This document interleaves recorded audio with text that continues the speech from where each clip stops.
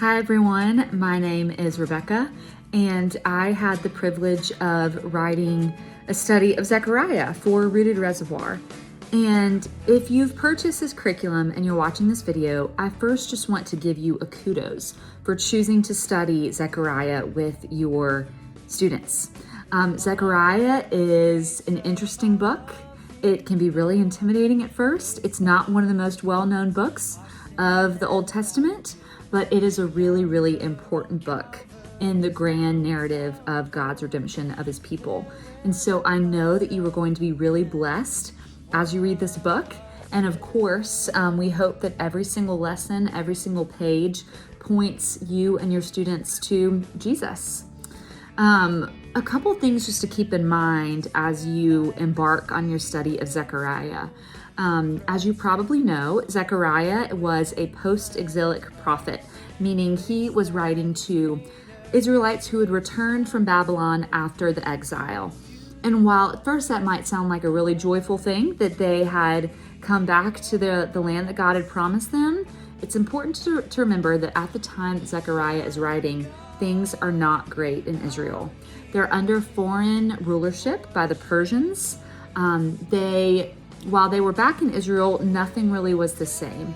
Their crops had failed, and most especially the temple, the pinnacle of where God was said to dwell, had been abolished, had been annihilated by the Babylonians. And so they no longer had that reminder of God's presence in their midst.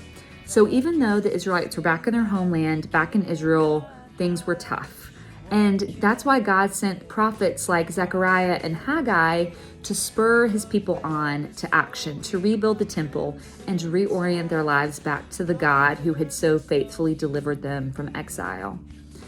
Another thing to keep in mind as you are studying Zechariah is that there's a lot of judgment, oracles of judgment that God is going to give through Zechariah against Israel's enemies. These oracles of judgment might be a little bit tricky to study with students at first because they might be a little thrown off by some of the harsh things that God says.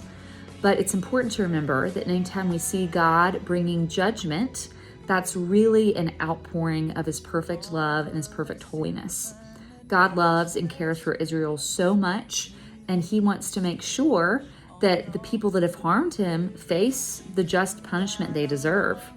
And of course, we hope this is an opportunity for you to point your students to Jesus, the one who has taken on the punishment that we all deserve on the cross and has taken on that justice on himself. So that's another thing to keep in mind, are those trickier judgment oracles that you're going to see in Zechariah. Another distinct feature of Zechariah is that its genre is mainly what we would call futuristic prophecy. Particularly the first eight chapters of Zechariah read a lot like Revelation. In these 8 chapters, Zechariah receives several visions in the night from God, which he then records. And these visions are pretty weird. They've got things like flying scrolls and horses and women in baskets. And so it does take a little bit of interpretive challenge to figure out what exactly God is trying to communicate to his people through Zechariah through these visions. And hopefully that's where this curriculum will come in handy. It will help you, it will give you some tools to help interpret these visions to your students, because they're actually going to end up being really important as to what God is trying to communicate to Israel through these visions. Another thing to keep in mind with Zechariah, and I mentioned this before, is the temple. The temple, as we know, was a major part of ancient Israel. And of course, the biblical theme of the temple is something we see all throughout Scripture, all the way from Genesis through to Revelation. So part of Zechariah's challenge is to encourage these Israelites, these newly returned Israelites, to rebuild the temple in Jerusalem. And it's going to be important for you to remind your students that the temple was so pivotal because it's where God's presence was said to dwell. A neglected temple meant a neglected relationship with God.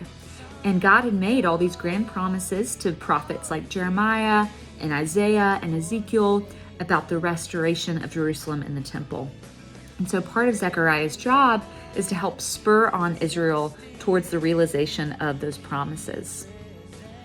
Finally, I just want to encourage you to look for glimmers of Jesus all throughout this book because you are going to see it. You're going to see Jesus in chapter 3 when we get this beautiful picture of how Joshua, the high priest's dirty robes are exchanged for clean robes of white in the presence of Satan, his accuser. You're going to see it in chapter 9 as we get this beautiful prophecy of this coming king of Zion that's riding in to save his people on a donkey. You're going to get it at the end of the book with promises of a new Jerusalem and the way God is going to restore Israel. And you're really going to see it all throughout as you notice the ways that God is promising to rescue his people. And we know that the ultimate way that God has done that is through the saving work of his son, Jesus Christ.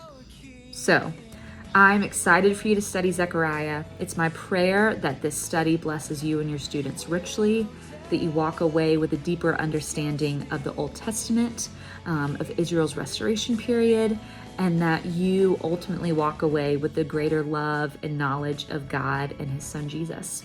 So we look forward to hearing from you as to how your study goes, and may the Lord be with you as you study Zechariah.